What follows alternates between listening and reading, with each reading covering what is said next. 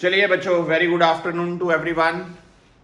Today again I am going to explain you one short lecture related to projectile motion. In JEE Mains, NEET, you can find single question from this today's lecture.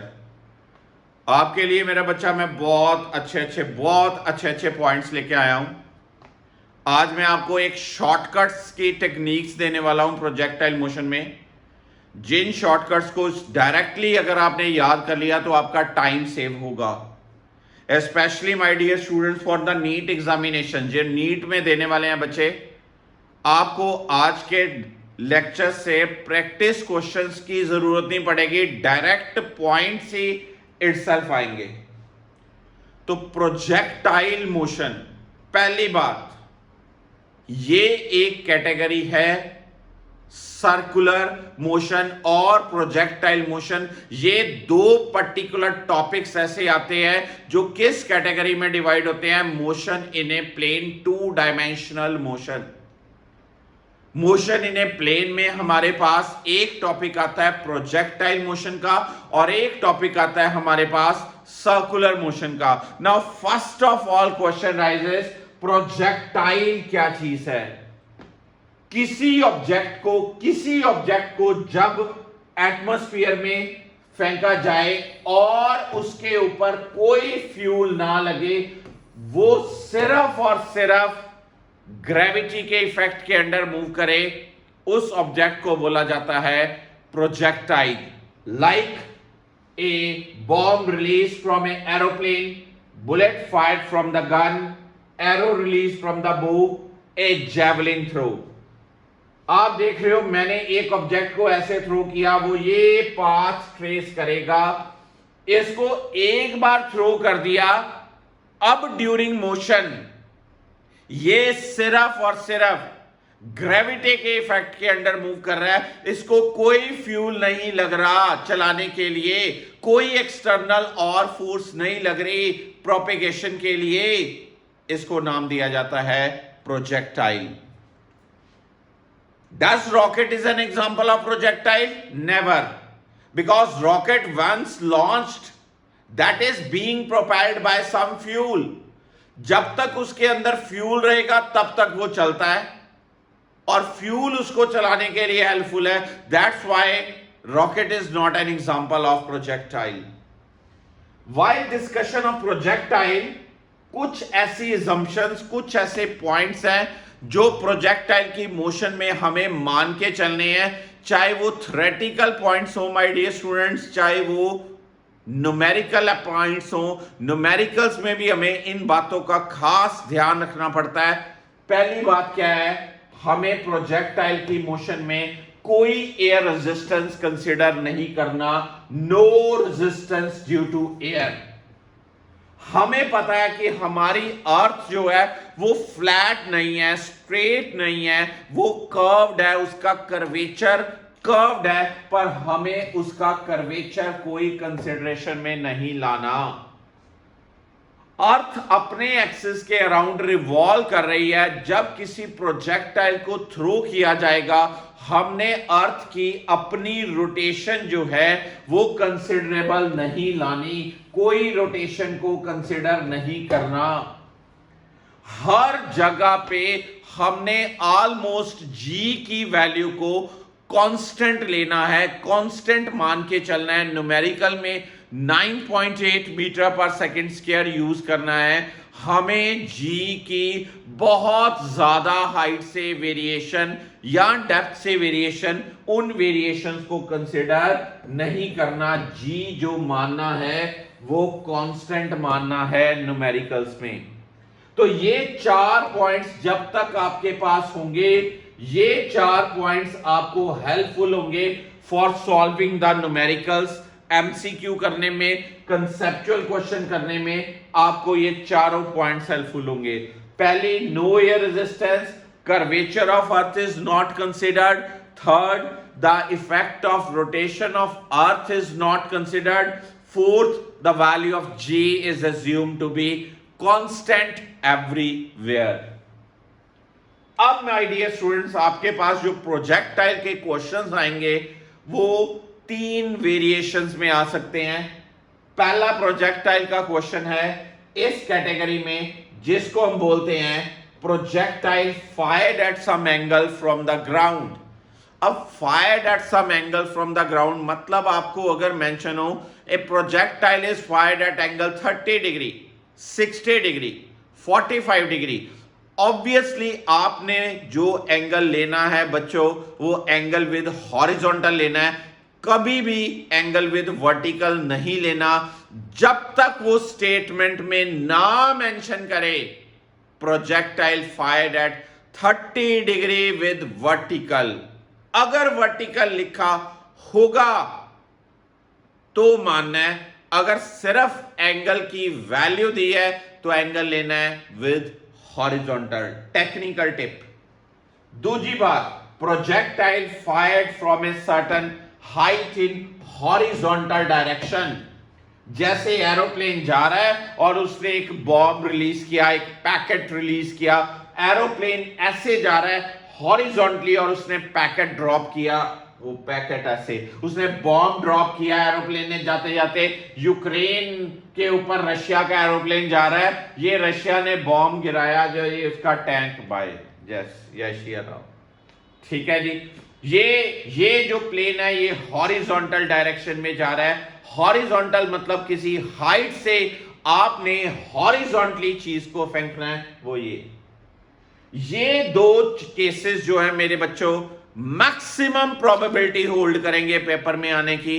But JEE advance के paper में आपको इस category का content भी आ सकता है। NEET में बहुत रेयर, जेई मेंस में बहुत रेयर कि अगर किसी प्रोजेक्टाइल को इंक्लाइंड प्लेन से खड़े होके और एंगल पे फेंका जाए। Projectile is fired at some angle from the inclined plane, fired at some angle from the inclined plane, ये एक अलग कैटेगरी बनती है।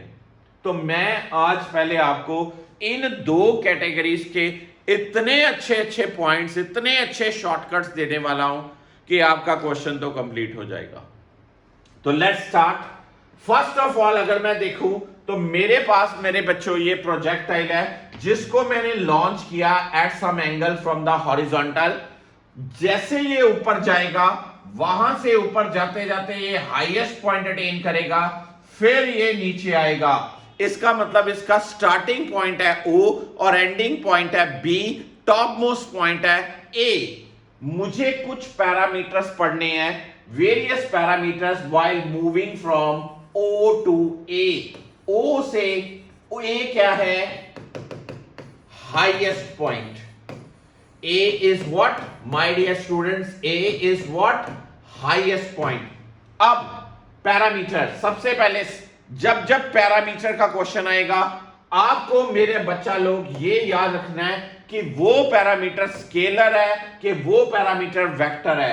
पहली बात, speed scalar, velocity vector, angle scalar, momentum vector, kinetic energy scalar, potential energy scalar, total energy scalar, energy scalar होती है। O point पे जो विद स्पीड से आपने प्रोजेक्ट किया वो u है, जो वेलोसिटी से प्रोजेक्ट किया, वेलोसिटी को मैं तोड़ सकता हूं u cos थीटा और u sin थीटा में, क्योंकि वेक्टर है इसलिए उसको स्प्लिट कर लिया। इसका मतलब O पॉइंट पे आपके पास वेलोसिटी है u cos थीटा भी, u sin थीटा भी। एंगल क्या है O पॉइंट पे? थीटा। मोमेंटम क्या है? Mass into velocity. Kinetic energy क्या है? Half mu square. Potential energy क्या है? 0, क्योंकि वो ग्राउंड लेवल पे है। और टोटल एनर्जी क्या है my dear students? Total energy क्या है आपकी? टोटल एनर्जी वो कितनी है जी? Half mu square total energy, क्योंकि kinetic plus potential that will give you the total energy. अब जब वो ए पॉइंट पे पहुंचा, जैसे वो ए पॉइंट पे पहुंचा ये हॉरिजॉन्टल हो जाता है, हॉरिजॉन्टल हो जाता है, हॉरिजॉन्टल हो जाता है। इसका मतलब इसकी वेलोसिटी, इसकी स्पीड कितनी हो जाती है? u cos theta. स्पीड ए पॉइंट पे कितनी? u cos theta. वेलोसिटी ए पॉइंट पे कितनी? u cos theta. Vertical component of velocity इस पॉइंट पे, इसका vertical component of velocity top most point पे वर्टिकल कंपोनेंट ऑफ वेलोसिटी हमेशा जीरो होता है। प्रोजेक्टाइल को मेरे बच्चों मैंने ऐसे लॉन्च किया, ये गया गया गया गया, हाईएस्ट पॉइंट पे ये हॉरिजॉन्टल हो जाता है। हाईएस्ट पॉइंट पे हॉरिजॉन्टल होने का बेसिक रीजन ये है, उसकी हाईएस्ट पॉइंट पे वर्टिकल कंपोनेंट ऑफ वेलोसिटी कितनी हो जाती है? जीरो। कभी ना बोलना कि उसके वेलोसिटी जीरो हो जाती है, नो नो नो नेवर। उसके हाईएस्ट पॉइंट पे वर्टिकल कंपोनेंट ऑफ वेलोसिटी क्या हो जाती है? जीरो। किसी ऑब्जेक्ट को ऐसे वर्टिकली ऊपर फेंको तो टॉप पॉइंट पे उसकी टोटल वेलोसिटी जीरो हो जाती, पर किसी चीज को इंक्लाइंड फेंको तो टॉप पॉइंट पे क्या जीरो होता है? उसकी सिर्फ और सिर्फ vertical component of velocity, horizontal component of velocity कभी जीरो नहीं होती। अब उसका एंगल ये जाते जाते जाते जाते स्ट्रेट हो गया, स्ट्रेट हो गया, इसका मतलब इसका एंगल हो गया अब 0 degree. Momentum mu cos theta, kinetic energy half mu square cos square theta, potential energy उसकी mgh, टोटल एनर्जी दोनों का सम करेंगे फिर से। अब O पॉइंट पे स्पीड थी u, A पॉइंट पे स्पीड है u cos theta, O point पे स्पीड है u और A है u cos थीटा। चेंज कितनी आई बच्चा? Change u minus u cos theta. O point पे वेलोसिटी है u cos theta u sin theta, A point पे वेलोसिटी है सिर्फ u cos थीटा। चेंज कितनी है यार? यहां पर आपके पास दो चीजें थी, यहां पर आते आते आपके पास एक चीज बची जो कम हुई, जो खत्म हो गई, वही चेंज होगी। That will be what? u sin theta. Angle कितना था? थीटा 30 डिग्री, 45 डिग्री, 60 डिग्री, कुछ भी हो सकता है। अब टॉप मोस्ट पॉइंट पे एंगल कितना है? 0 डिग्री। 30 डिग्री से लॉन्च किया, अब 0 हो गया। एंगल की चेंज कितनी आई? 30। ये सेम मोमेंटम क्या था? दो चीजें थी, mu cos theta, mu sin theta. अब क्या है चीज? mu cos theta. कितना घाटा हुआ? mu sin थीटा का। इसका मतलब चेंज इन मोमेंटम कितना? mu sin theta. Kinetic energy half mu square, top पे kinetic energy half mu square cos square theta. चेंज कितनी आई? यहां से चेंज ले आओ। पोटेंशियल एनर्जी कितनी थी? 0। पोटेंशियल एनर्जी टॉप पे कितनी? mgh। h क्या है? Height attain. अभी मैं आपको एक्सप्रेशन दूंगा, यहां पर अगर मैं हाइट अटेन का एक्सप्रेशन अभी लिख दूं, u square sin square theta by 2g होता है। अभी हम आगे ये डिस्कशन करेंगे। h की वैल्यू ये मैं लगा दूं तो potential energy top most point पे आ गई, तो चेंज कितनी हुई? This much. अब टेक्निकल ग्राउंड ये है कि काइनेटिक एनर्जी 0 से टॉप तक जाते जाते कम होती है और पोटेंशियल एनर्जी 0 से टॉप तक जाते जाते बढ़ती है।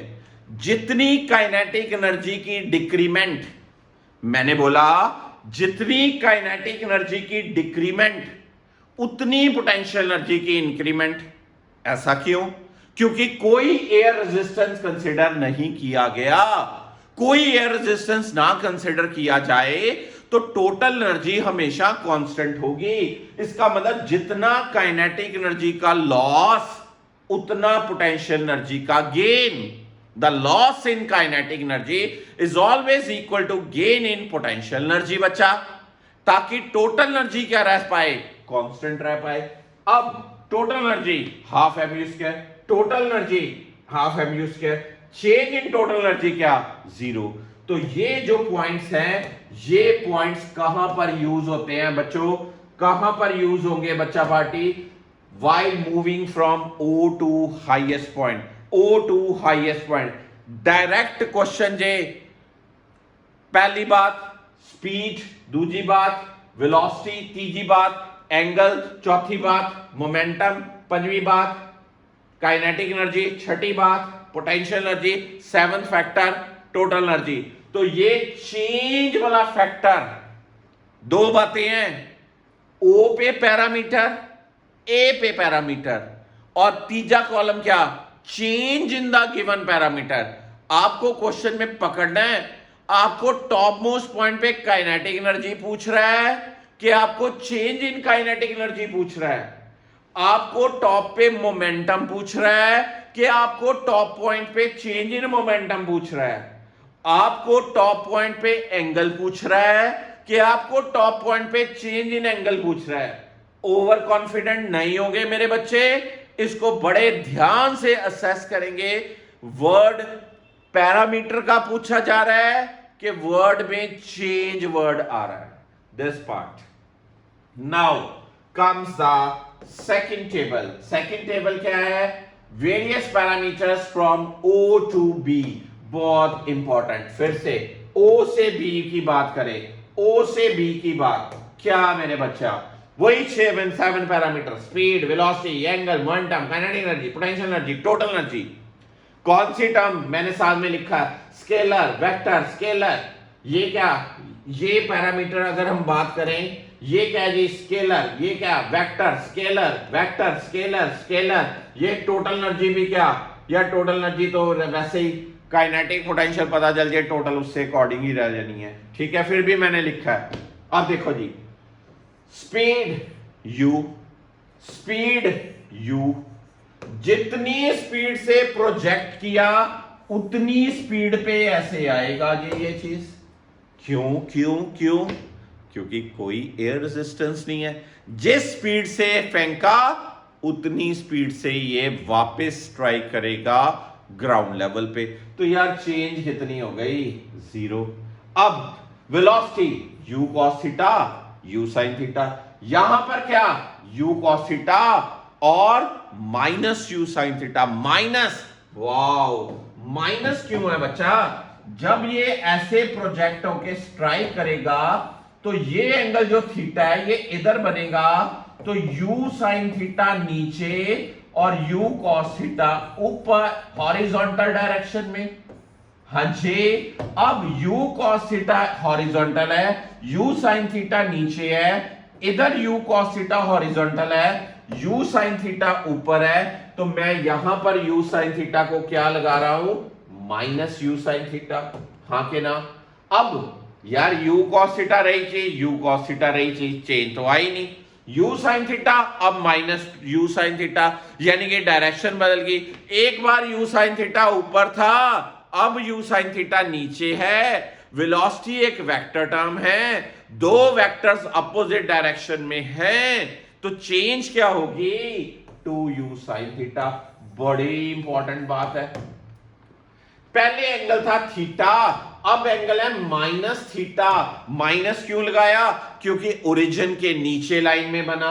ये ओरिजिन के, ये हॉरिजॉन्टल लेवल है, इसके नीचे एंगल बना, इसलिए लगाया माइनस थीटा। आपको पता conventionally anti clockwise angles are positive and clockwise angles are negative. इस बी पॉइंट पे जब एंगल से स्ट्राइक करना है तो वो एंगल क्या लेना है? ओरिजिन के नीचे। That's why it is minus theta. तो चेंज इन एंगल 2 थीटा। बड़े सारे बच्चे को ये क्वेश्चन गलत कर देते हैं। ए projectile is fired at angle 30 degree, what will be the change in angle after striking the ground? Answer देना 60 degree. Answer would be 60 degree. A projectile is fired at angle 45 degree. What will be change in angle while striking the ground? Answer देना 90 degree. A projectile is fired vertically upward. यानी कि उसका angle horizontal के साथ कितना भाई? 90 degree. और जब वो स्ट्राइक करके वापस आएगा, बिल्कुल रिट्रेस करेगा अपना पाथ, तो चेंज इन एंगल कितना? 180 degree. This will be 2 theta. Momentum का इसी तरह से 2mu sin theta. Kinetic energy striking वक्त, जाते वक्त हाफ mu स्क्वायर, आते वक्त क्या? Half mu square. चेंज कितनी? 0। Potential energy 0 0 0। Total energy same same, तो चेंज टोटल एनर्जी की कितनी? 0। टोटल एनर्जी चेंज कभी नहीं होती। क्यों नहीं होती? No air resistance is considered. No air resistance is considered. तो मेरे बच्चों, ये जो टेबल है, ये पहला टेबल जो है, ये पहला टेबल किस चीज का है? While moving from starting to the top most point. और दूसरा टेबल किस चीज का है? While moving from starting to ending point. Starting to ending point, not top to ending, starting to ending point. Point noticeable. अब आगे हम बात करें ऑब्लिक प्रोजेक्टाइल।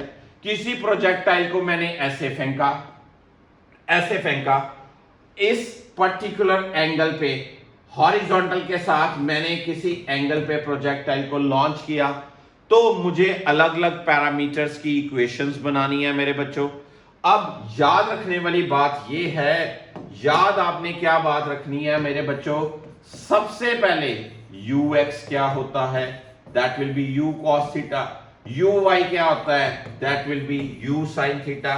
ax मेरे बच्चों क्या होता है, no acceleration along the horizontal, क्योंकि प्रोजेक्टाइल वो चीज है जिस पे कोई एक्सटर्नल फोर्स नहीं लग रही, सिर्फ क्या लग रही है, ग्रेविटी लग रही है। ग्रेविटी सिर्फ किधर लगती है, वर्टिकल डायरेक्शन में लगती है। इसलिए हर तरह की प्रोजेक्टाइल मोशन में हॉरिजॉन्टल एक्सेलेरेशन क्या होना चाहिए, जीरो होना चाहिए। वर्टिकल एक्सेलेरेशन क्या होना चाहिए, प्लस माइनस जी होना चाहिए। प्लस जी कब होगा, जब बॉडी ऊपर से नीचे आएगी। माइनस जी कब होगा, जब स्टार्टिंग में वो नीचे से ऊपर जाएगी। यहां पर आर्टिकल में प्रोजेक्टाइल ग्राउंड से फायर किया, इसलिए ए वाई की वैल्यू क्या चूज करनी है, माइनस जी। पहली बात लिखी मैंने, इक्वेशन ऑफ ट्रेजेक्ट्री। ट्रेजेक्ट्री क्या होती है, path followed by projectile. Path follow क्या किया उसने, इसकी इक्वेशन ऑफ ट्रेजेक्ट्री का फॉर्मूला बनता है, ये आपको याद रखना है, y equals to x tan theta minus half g x square over u square cos square theta. This is the equation of path followed by the projectile. Path क्या follow किया, ये इक्वेशन मैथ्स की parabola की equation के comparable हो सकती है, इसलिए प्रोजेक्टाइल का जो पाथ होता है वो पैराबोलिक होता है। Path of the projectile is parabolic in nature. Trajectory की नीट के स्टूडेंट्स के लिए ये बहुत इंपॉर्टेंट इक्वेशन है, y equals to x tan theta 1 minus x by r, y equal to x tan theta 1 minus x by r. Here r is what, horizontal range, y coordinate, x coordinate, theta angle of projection, r total horizontal range. तो trajectory की my dear students आपने दो equation याद रखनी। पहली equation x tan theta minus half g x square over u square cos square theta, और दूसरी equation y equal to x tan theta bracket 1 minus x by are.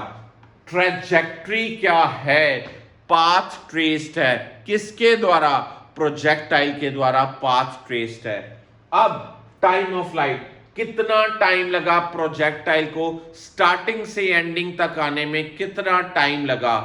Content ये है कि भाई एयर रेजिस्टेंस तो है नहीं, इसलिए जितना टाइम ऊपर जाने में लगेगा उतना टाइम ही नीचे आने में लगेगा।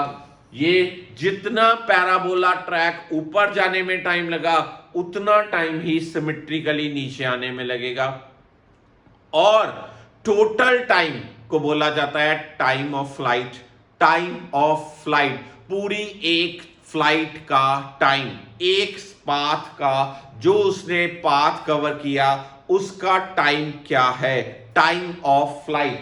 फॉर्मूला आता है 2u sin theta by g, 2u sin theta by g. Time of ascent कोई पूछे, time of ascent u sin theta by g. Time of descent कोई पूछे, u sin theta by g. Total time of flight कोई पूछे तो क्या, 2u sin theta by g.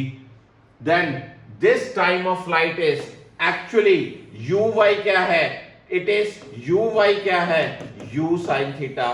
Time of flight, अगर मैं कंप्लीमेंट्री एंगल्स की बात करूं, कंप्लीमेंट्री एंगल्स का मतलब अगर मेरे पास एक बार मेरे बच्चों ये बार मैंने प्रोजेक्ट किया, ये एंगल थीटा है, तो ये एंगल कितना होगा भाई, 90 माइनस थीटा होगा। एक थीटा एंगल के लिए time of flight 2u sin theta by g, दूसरे के लिए 2u sin 90 minus theta by g. Ratio solve करके क्या आएगा, tan थीटा। तो दो टाइमिंग्स की रेशियो, टाइम ऑफ फ्लाइट्स की रेशियो क्या, tan थीटा बाय 1। अभी मैं आपको प्रेजेंटेबल चार्ट्स दूंगा जिसमें मैं कंप्लीमेंट्री एंगल को और अच्छे से क्लियर करवाऊंगा। दोनों टाइम्स का प्रोडक्ट अब तक का नीट में आया सबसे ज्यादा बार क्वेश्चन प्रोजेक्टाइल का, product of time of lights, product of 4 bar AI और जेई मेंस जिसको कह लो लास्ट 15 ईयर में 4 टाइम्स आया हुआ क्वेश्चन है। Product of time of lights T1 into T2 is always equal to 2R by G. T1 into T2 is always equal to 2R by G, where R is what? Horizontal range. Time of light का पहली बात, time of light का मैं कहूंगा फिर से, पहली बात टाइम ऑफ लाइट की, दूसरी बात टाइम ऑफ लाइट की, मोस्ट इंपॉर्टेंट तीसरी बात, T1 into T2 is given by 2R by G. This thing. Then comes maximum height. कितनी हाइट अटेन की इसने, कितनी हाइट अटेन की? हाँ जी मेरे बच्चे, कितनी हाइट अटेन की? बहुत इंपॉर्टेंट बात है, कितनी हाइट? ये है हाइट का formula. Height is given by कितनी वैल्यू हाइट की जी? u square sine square theta by 2g, u square sine square theta by 2g, u square sine square theta by 2g। u square sine square theta को मैं u y square लिख सकता हूं। इसका मतलब height का formula u y square by 2g और maximum height का formula u square by 2g। Maximum कब होगा? जब साइन थीटा की वैल्यू 1 होगी। साइन थीटा की वैल्यू 1 कब होगी? जब उसको आप वर्टिकली प्रोजेक्ट करोगे तो वो मैक्सिमम हाइट अटेन करेगा। नेक्स्ट पॉइंट जी, अगर मैं कंप्लीमेंट्री एंगल्स की बात करूं तो हाइट्स की रेशियो क्या रहती है? हाइट्स की रेशियो बच्चा लोग क्या रहेगी?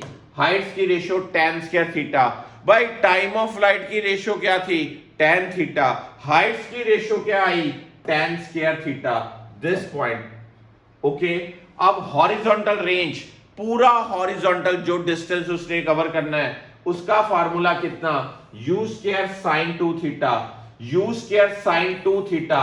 इसको मैं तोड़ सकता हूं 2 sine theta cos theta by g, because sign 2 theta is 2 sine theta cos theta. Range को ऐसे लिखा जा सकता है 2ux into u y by g, यानी कि रेंज के लिए हॉरिजॉन्टल कंपोनेंट भी रिस्पॉन्सिबल, वर्टिकल कंपोनेंट भी रिस्पॉन्सिबल। रेंज के लिए हॉरिजॉन्टल कंपोनेंट भी रिस्पॉन्सिबल, वर्टिकल कंपोनेंट भी रिस्पॉन्सिबल। मैं फिर से रिपीट कर रहा हूं, रेंज के लिए हॉरिजॉन्टल कंपोनेंट भी रिस्पॉन्सिबल, वर्टिकल कंपोनेंट भी रिस्पॉन्सिबल। हाइट के लिए और टाइम ऑफ लाइट के लिए सिर्फ कौन रिस्पॉन्सिबल? Vertical component. टाइम में क्या आया? सिर्फ वर्टिकल कंपोनेंट। हाइट में क्या आया? सिर्फ वर्टिकल कंपोनेंट। रेंज में क्या आया? हॉरिजॉन्टल भी आया, वर्टिकल कंपोनेंट भी आया। अब अगर मैं बात करूं हॉरिजॉन्टल रेंज, जो कंप्लीमेंट्री एंगल्स हैं, ओ हो, उनकी रेंज क्या रहती है? हमेशा सेम रहती है। जो कंप्लीमेंट्री एंगल, यानी कि अगर आप बॉम्ब को 30 डिग्री पे लॉन्च कर रहे हो या 60 डिग्री पे लॉन्च कर रहे हो, इनका रेंज क्या रहेगी? सेम। जब जब दोनों एंगल्स का सम, पॉइंट टू बी नोटिसेबल, जब जब दो एंगल्स का सम, जब जब दो एंगल्स का सम, जब जब दो एंगल्स का सम 90 डिग्री आए, उनकी रेंज सेम रहती है। पुराने पेपर में नीट में एक रेंज थी R1 और एंगल मेंशन था 5 पाई बाय 36। वो कहता था कौन सा ऐसा एंगल है जिसकी रेंज सेम होगी? To hit the same target, to hit the same target. याद रखना थीटा 2 क्या होना था? Pi by 2 minus 5 pi by 36। ऐसे कोई एग्जांपल आ सकती है, ऐसा कोई क्वेश्चन आ सकता है कि एक गिवन एंगल पे रेंज है R1, दूसरा कौन सा एंगल जिस पे रेंज सेम रहे, उसको क्या करना है? 90 डिग्री से सब्ट्रैक्ट करना है। इंपॉर्टेंट बात। इसका मतलब अब मैं आपको बड़ा ही जबरदस्त बात दे रहा हूं यार। रेंज का एक्सप्रेशन है u square sine 2 theta by g और हाइट का एक्सप्रेशन है u square sine square theta by 2g। Range का आपस में रिलेशन r इक्वल टू क्या? 4h cot theta, r equal to 4h cot theta. मैं आपको रेंज के बड़े बड़े अच्छे पॉइंट्स बताने लगा हूं।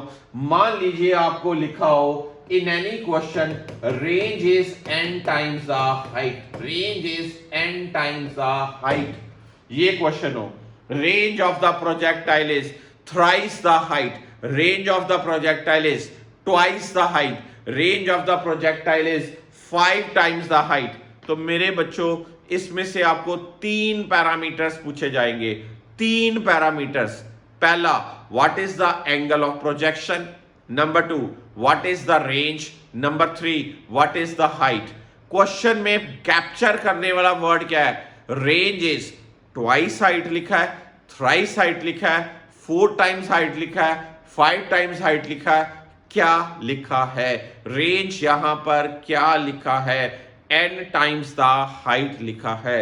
अगर ये हो जाए तो पहला पॉइंट tan थीटा हमेशा याद रखना 4/n, tan थीटा 4/n, पहला वेरी इंपॉर्टेंट है। मैं मान लो आपको कहता हूं range is equal to height, ओहो range is equal to height, इसका मतलब n की वैल्यू कितनी होगी 1, इसका मतलब tan थीटा की वैल्यू कितनी आएगी 4, इसका मतलब थीटा की वैल्यू कितनी आएगी tan inverse of 4, tan inverse of 4 approximately 76 degree, 77 degree, 78 degree.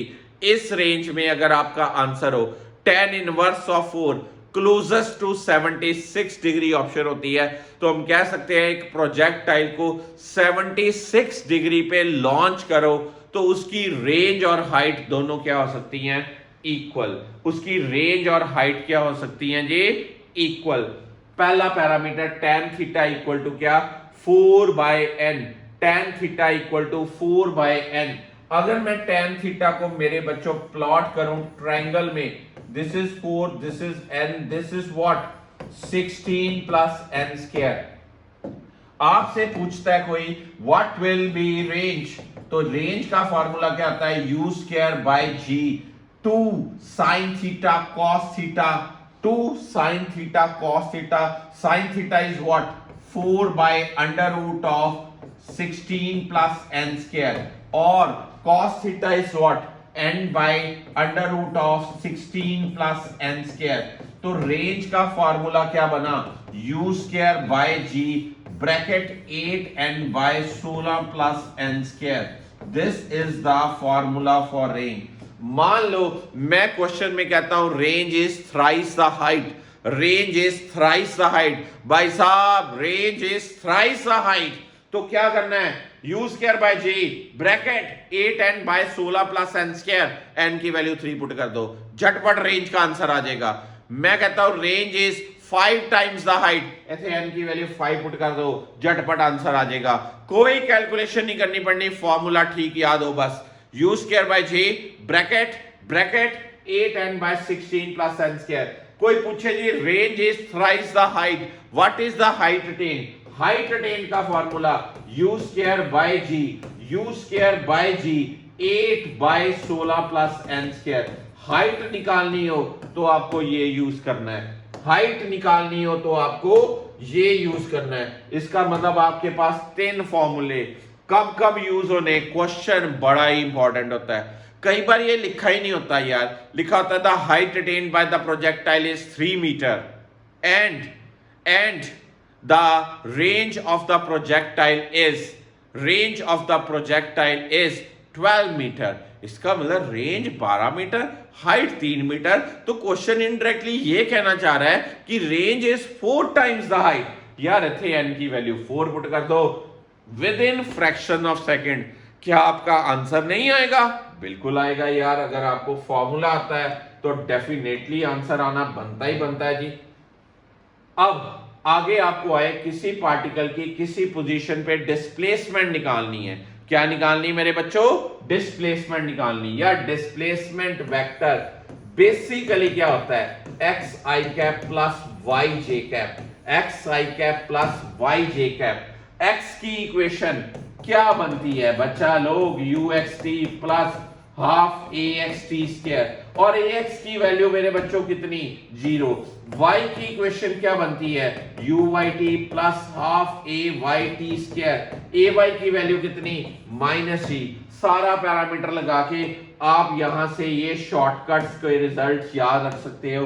क्या डिस्प्लेसमेंट है, क्या एंगल है, सिर्फ इक्वेशन ऑफ काइनेमेटिक्स यूज करनी है इन 2 डायमेंशन। पहली डायमेंशन कौन सी, एक्स एक्सिस, और दूसरी डायमेंशन कौन सी, वाई एक्सिस, और कुछ भी नहीं। अगर यार ये तो बड़ा ही जबरदस्त इंपॉर्टेंट बात है, मैंने एक प्रोजेक्टाइल को फायर किया with velocity u at an angle theta, तो ये ऐसे आया। जब ये प्रोजेक्टाइल हाईएस्ट पॉइंट पे पहुंचा, जब ये प्रोजेक्टाइल हाईएस्ट पॉइंट पे पहुंचा, ए पॉइंट पे, इट्स हाइट इज h, और ये क्या, r/2।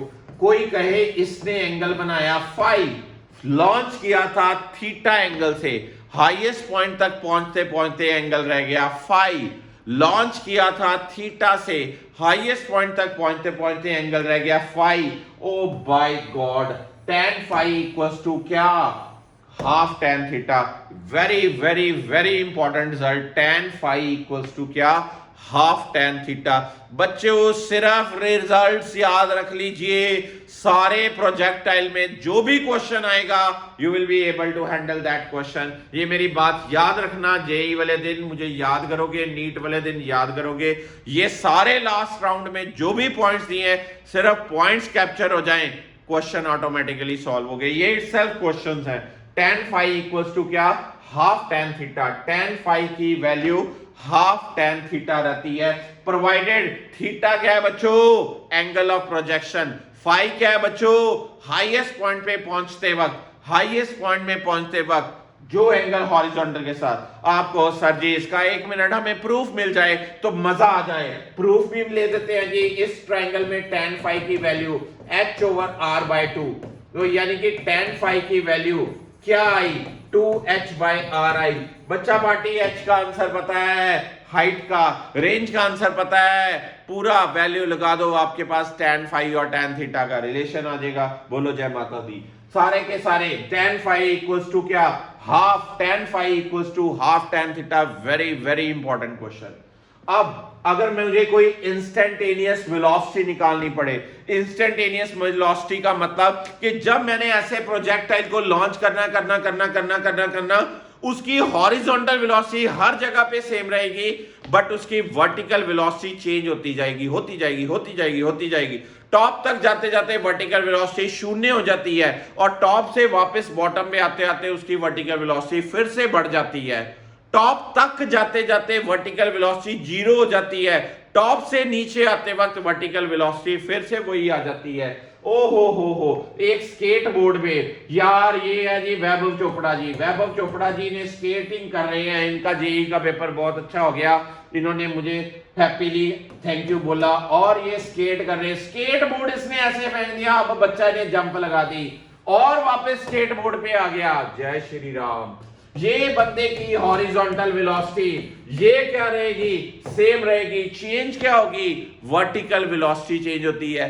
किसी इंस्टेंट पे नेट वेलोसिटी निकालनी हो तो ये फॉर्मूला लगता है, net velocity will be always equal to vector sum of, net velocity क्या होती है, under root of vx square plus vy square, under root of vx square plus vy square. vx मेरे बच्चों कैसे, ux प्लस aht, vy मेरे बच्चों कैसे, uy plus ayt।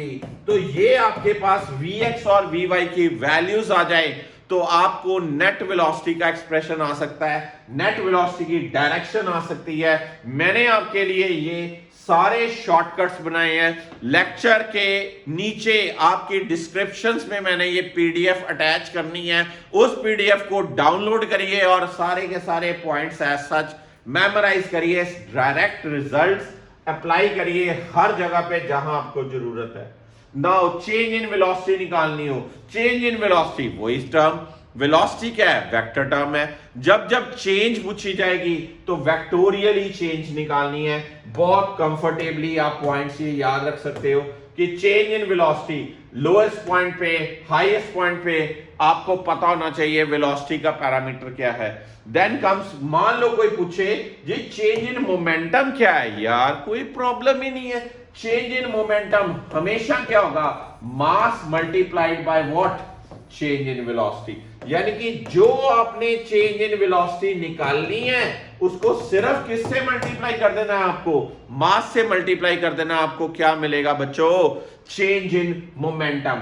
अब पूछा एंगुलर मोमेंटम, वाह जी वाह, बहुत बढ़िया क्वेश्चन। मैं इसीलिए आपके लिए स्पेशल लिखने लगा हूं। मुझे किसी प्रोजेक्टाइल को ऐसे लॉन्च करना पड़ा, मुझे प्रोजेक्टाइल को लॉन्च करना पड़ा, ये प्रोजेक्टाइल ऐसे आया।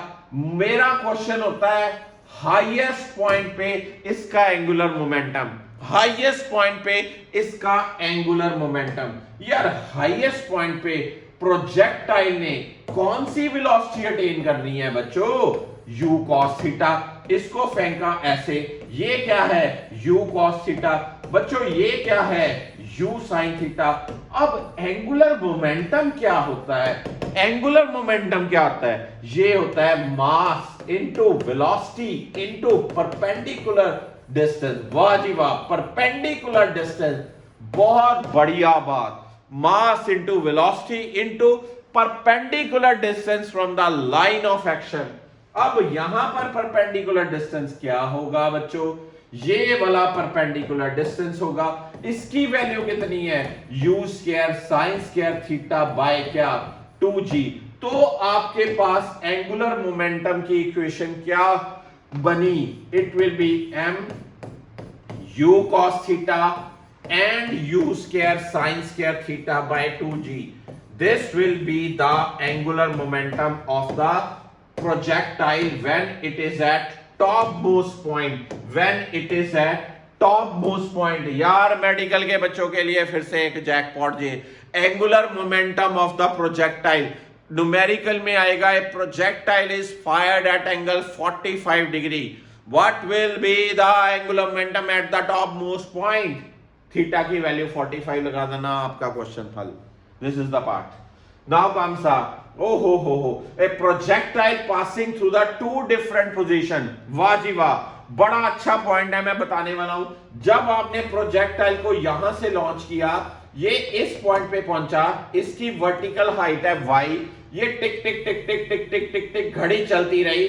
जब ये फिर y पे पहुंचा, y हाइट पे पहुंचा, पहले घड़ी ने टाइम t1 शो करना है, बाद में घड़ी ने टाइम t2 शो करना है। ओहो, y का एक्सप्रेशन होगा u sin theta t1 minus half g t1 square, और y का मेरे बच्चों एक्सप्रेशन होगा u sin theta t2 minus half g t2 square. By god, y का एक्सप्रेशन, पहला जो एक्सप्रेशन है, this is equation from o to a and this is equation from O to B। ओ हो, मेरे बच्चों इसके ऊपर क्वेश्चन क्या आता है, ये क्वेश्चन ऐसा आता है, there are two times for the same vertical height, there are two times for the same vertical height, what will be the sum of these two times, what will be the sum of these two times। यानी कि मुझे T1 plus T2 निकालना है, मुझे T1 plus T2 निकालना है। तो यार कभी ना निकालना, क्या आंसर होगा, it is 2u sin theta bye g, it is 2u sin theta bye g।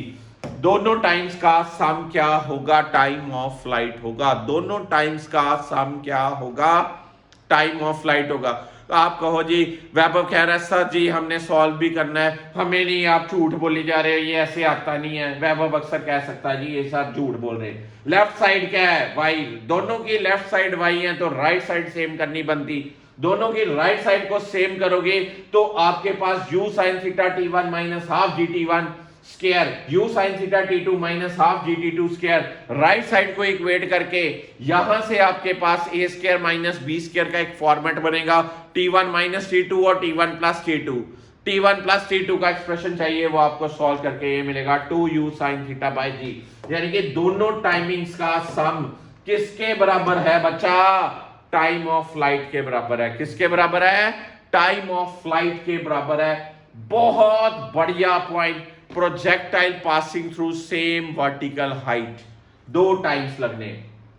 अब प्रोजेक्टाइल की पूछी जाए भाई काइनेटिक एनर्जी, फिर पूछी जाए भाई पोटेंशियल एनर्जी, फिर पूछी जाए भाई टोटल एनर्जी। यार kinetic energy top most point पे कितनी? Half m u cos theta का स्क्वायर, हाफ एम यू कॉस थीटा का स्क्वायर। कोई पूछे potential energy, it is m g h, it is m g h. What is h? Height attained. क्या formula? U square sine square theta by 2g। What is total energy? भाई साहब total energy कभी बदलती नहीं है, वो क्या रहती है? सेम रहती है। काइनेटिक एनर्जी ये, पोटेंशियल एनर्जी ये, total energy half m u square. Total energy कितनी? Half m u square. ये कभी नहीं भूलने 3 points. Then comes the horizontal projectile. जब किसी प्रोजेक्टाइल को हॉरिजॉन्टली किसी से फेंका, फिर से equation of trajectory y equals to half g x square by u square. Simple format ही दूंगा, कोई कंप्लेक्सिटी नहीं।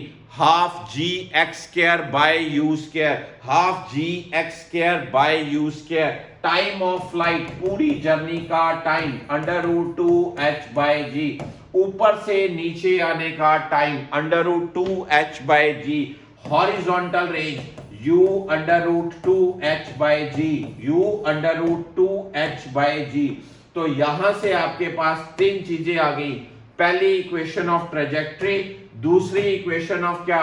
टाइम ऑफ फ्लाइट, तीसरी इक्वेशन क्या? Horizontal range. एक एरोप्लेन चल रहा था, उसने पैकेट ड्रॉप किया, पैकेट कितनी दूरी पे जाके गिरेगा? उसकी हॉरिजॉन्टल वेलोसिटी √2h/g। पैकेट को नीचे आने में टाइम कितना लगेगा? √2h/g। उसकी ट्रेजेक्टरी की इक्वेशन क्या होगी? पैराबोलिक इन नेचर होगी, पर mathematically half g x square by u square. अब बातें आएंगी मेरे बच्चों, बने बनाए क्वेश्चन आपके लिए, रेडीमेड क्वेश्चन आपके लिए। क्या क्वेश्चन है भाई? कंप्लीमेंट्री एंगल्स के लिए। कंप्लीमेंट्री एंगल्स, जब दोनों एंगल्स का सम 90 डिग्री हो, एक एंगल थीटा, दूसरा एंगल 90 माइनस थीटा। बड़े ध्यान से पहले डायग्रामेटिकल असेसिंग करो। एक u अगर मैं बात करूं इधर आएगा u cos थीटा, और इधर क्या आएगा? u sin theta. Vertical consideration में इधर क्या आया? u cos 90 माइनस थीटा, और इधर क्या हो जाएगा? यानी कि ये u sin थीटा और ये क्या होएगा? u cos theta. ये एंगल किसके साथ है? हॉरिजॉन्टल के साथ। और ये एंगल किसके साथ है? वर्टिकल के साथ। इनके केस में height, time, range, then further height theta के साथ ये मैक्सिमम हाइट का एक्सप्रेशन है, टाइम ऑफ फ्लाइट का एक्सप्रेशन है, हॉरिजॉन्टल रेंज का एक्सप्रेशन है। ये एंगल जब एंगल थीटा, ये कब? जब angle 90 minus theta. U square sine square theta by 2g, ये u square cos square theta by 2g। Ratio कितनी आएगी? tan square theta by 1। ये 2u sine theta by g, ये 2u cos theta by g। Ratio कितनी आएगी? tan theta by 1। ये u square sine 2 theta bye g, ये u square sine 2 theta bye g। Ratio कितनी आएगी? 1:1। This is the part. Angle कब? Horizontal के साथ थीटा। ये क्या? Angle 90 minus theta with horizontal. यानी कि कौन से एंगल्स? Complementary angles. अब ये देखिए यहां पर क्लियरली शो किया है इस डायग्राम में। क्या शो किया मैंने? कि 30 डिग्री और 60 डिग्री, 30 डिग्री और 60 डिग्री। ओहो, ये तो कंप्लीमेंट्री हो गए। दोनों का सम कितना हो गया? 90 हो गया। दोनों की रेंज क्या आई? सेम। दोनों के टाइम सेम नहीं आए, दोनों की हाइट सेम नहीं आई। टाइमिंग्स की रेशियो क्या होगी? टाइम बराबर नहीं है, हाइट बराबर नहीं है, क्या बराबर है? रेंज बराबर है। हाइट्स की रेशियो क्या आती है? tan स्क्वायर थीटा बाय 1 आती है। टाइम्स की रेशो क्या आती है, tan थीटा बाय 1 आती है, रेंज की रेशो क्या आती है, 1/1 आती है, दिस पार्ट। अब मान लीजिए मेरे पास फिर से कंप्लीमेंट्री आई टेबल, दोबारा जो मैंने बात बोली उसको फ्रेम कर दिया, tan square theta by 1, this is what tan theta by 1 ratio में, दोनों का सम भी आ सकता है क्वेश्चन में, सम भी आ सकता है, हाइट्स का sum u square by 2g, heights time square का सम, टाइम स्क्वायर का sum equal to 2u by g का होल स्क्वायर, दोनं का प्रोडक्ट भी आ सकता है।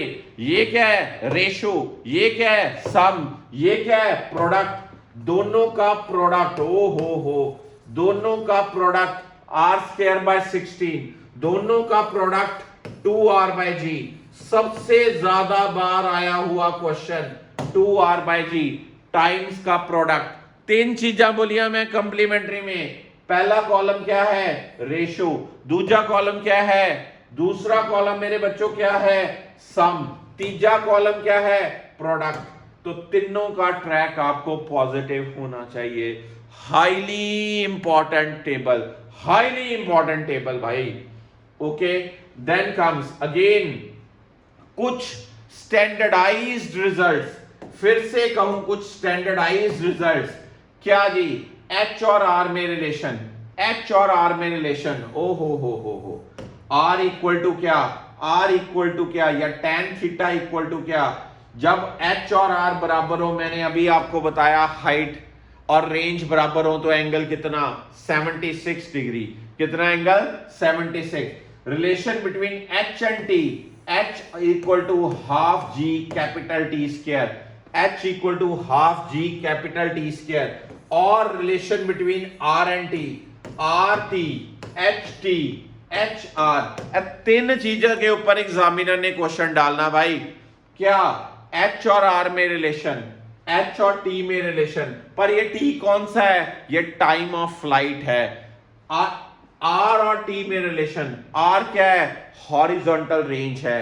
इसमें कुछ स्पेसिफाइड केसेस हैं जो कि आपने याद करने हैं, बड़े ही इंपॉर्टेंट, जैसे 45 डिग्री पे ये एक्सप्रेशन आपको क्लियरिटी होनी चाहिए।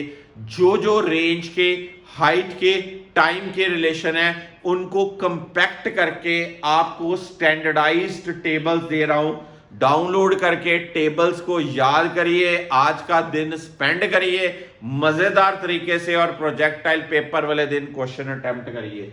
मान लीजिए जब किसी प्रोजेक्टाइल को 90 डिग्री पे लॉन्च किया जाएगा, कैसे एंगल पे, 90 डिग्री पे लॉन्च किया जाएगा, यानी कि ऐसे लॉन्च किया यार, सीधा वर्टिकली ऊपर, तो मैक्सिमम हाइट ये, टाइम मैक्सिमम ये, पर रेंज कितनी, रेंज कितनी उसकी, 0, क्योंकि जब मैं उसको ऐसे फेंकूंगा ये वापस वहीं पर ही आ जाएगा। उसने हॉरिजॉन्टल डिस्टेंस क्या, मैंने चीज को ऐसे फेंका, ये वापस ऐसे ही आ जाएगी उसी लाइन ऑफ एक्शन पे, तो उसकी रेंज कितनी कवर होगी, 0। 90 डिग्री पे प्रोजेक्टाइल को फेंका। और एक स्टैंडर्डाइज्ड क्वेश्चन, अगर एंगल्स में 45 के एंगल सब्ट्रैक्ट कर दो और 45 प्लस सम एंगल कर दो तो रेंज क्या रहती है, सेम। यानी कि आपके पास कोई एंगल है, वो कहता है उस एंगल को 45 बढ़ाना है या उस एंगल में से 45 कम करना है, तो फिर रेंज क्या रहेगी उसकी जी, same. Means the horizontal range of the projectile will remain same by increasing or decreasing the angle by 45 degree.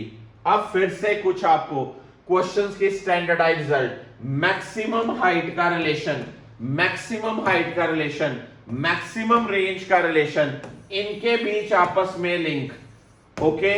इसी तरह से टाइम ऑफ फ्लाइट मैक्सिमम का रिलेशन, हॉरिजॉन्टल रेंज मैक्सिमम का रिलेशन। आपके लिए ये वही चीजें जो थीटा के अकॉर्डिंग आपने सॉल्व करने।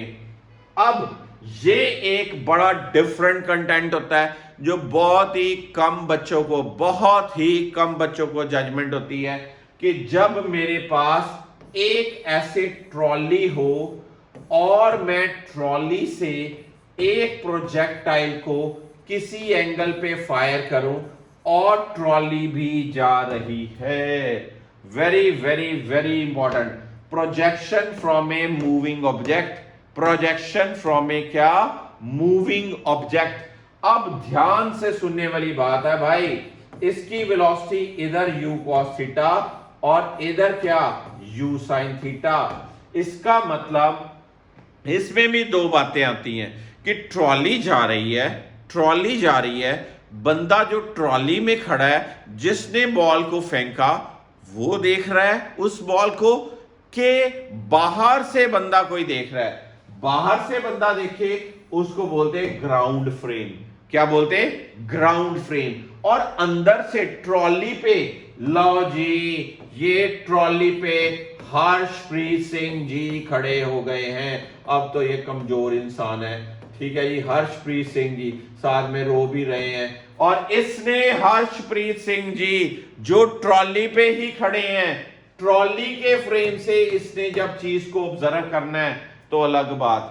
ये कौन है? ग्राउंड फ्रेम में। ग्राउंड फ्रेम मतलब बाहर, ट्रॉली के बाहर ये जी वैभव चोपड़ा जी खड़े हैं और ये ट्रॉली को बाहर से ऑब्जर्व करें ग्राउंड से। तो ये बात, पहला टेक्निकल टिप, ट्रॉली जा रही है बच्चों v वेलोसिटी से। अब इसकी वेलोसिटी क्या होगी? u cos theta plus v। पर वर्टिकल कंपोनेंट बॉल का क्या होगा? u sin theta. हाइट में वर्टिकल कंपोनेंट सेम रहेगा, टाइम ऑफ फ्लाइट में वर्टिकल कंपोनेंट यार सेम रहेगा। पर टेक्निकल बात, हॉरिजॉन्टल रेंज में, जो मैं शुरू से टेक्निकल बातें कर रहा हूं, शुरू से टेक्निकल बातें कर रहा हूं, हॉरिजॉन्टल रेंज, वो क्या? हॉरिजॉन्टल रेंज में हॉरिजॉन्टल कंपोनेंट भी आता है, वर्टिकल कंपोनेंट भी आता है। यार हॉरिजॉन्टल कंपोनेंट कितना हो जाएगा? u cos theta plus v, u cos theta plus v। और वर्टिकल कंपोनेंट वही रहेगा। इसका मतलब हाइट नहीं बदलेगी, टाइम नहीं बदलेगा, क्या बदलेगा? रेंज बदल जाएगी। क्या बदलेगी? रेंज बदल जाएगी। क्योंकि अब उसकी u cos theta plus v enhance होगी वेलोसिटी। वो भी कौन सी वेलोसिटी? हॉरिजॉन्टल वेलोसिटी एनहेंस होगी, इसलिए रेंज बदल जाएगी।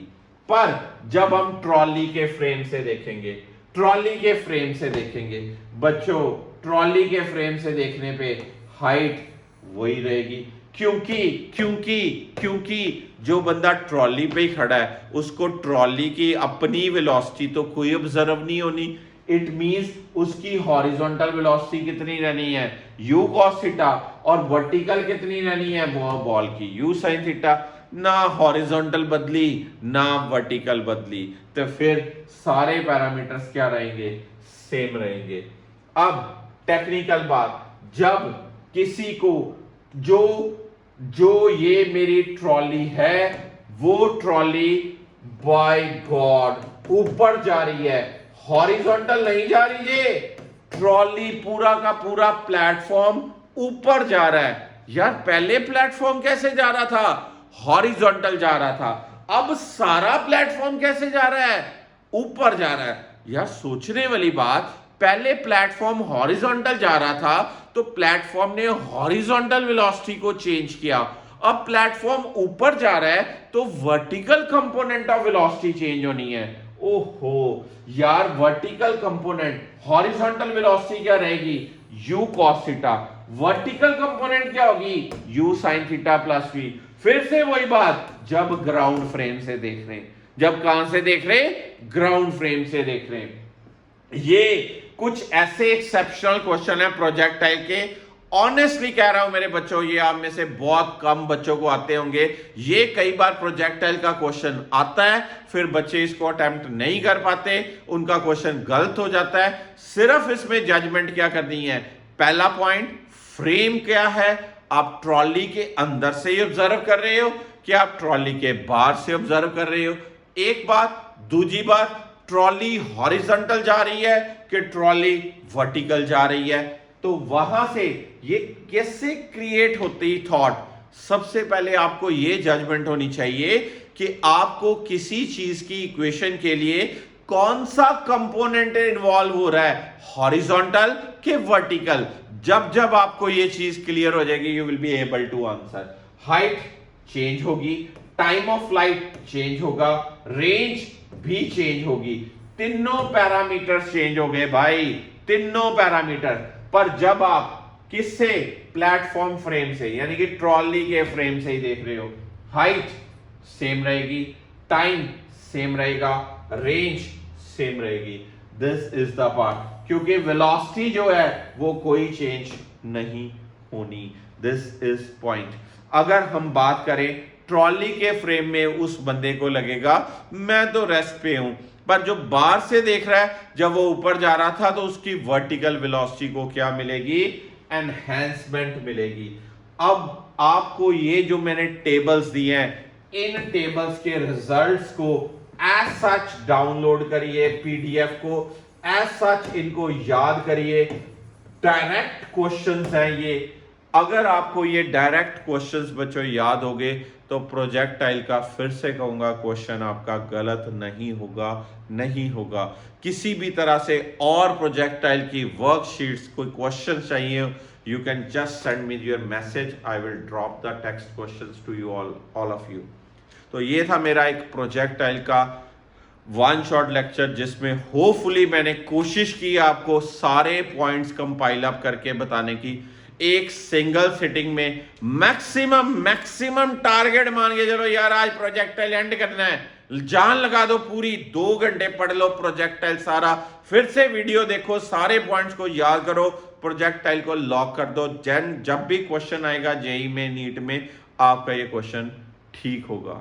होपफुली आपको ये पॉइंट्स पता चले, कुछ क्लियरिटी हुई, मेरी एफर्ट्स पॉजिटिव है कि नेगेटिव।